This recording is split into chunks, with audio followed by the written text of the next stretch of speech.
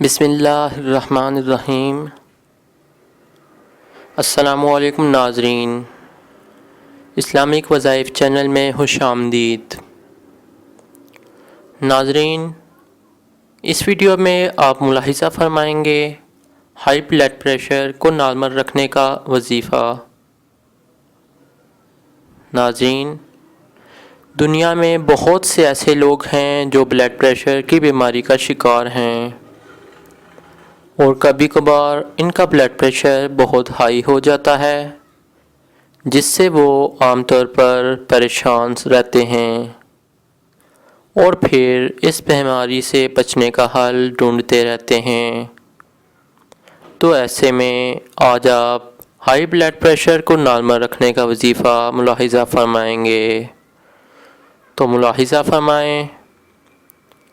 ناظرین، روزانہ صبح فجر کی نماز کے بعد اول و آخر 3 مرتبہ درود ابراہیمی کے ساتھ سورہ فاتحہ 3 مرتبہ اور سورہ اخلاص 3 مرتبہ پڑھ کر دل والی سائڈ پر دم کریں۔ انشاءاللہ بلڈ پریشر نارمل رہے گا۔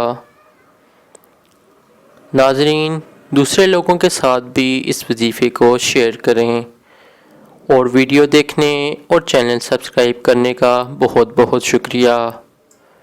آنے والی ویڈیو تک کے لیے میں اجازت چاہوں گا۔ اللہ حافظ۔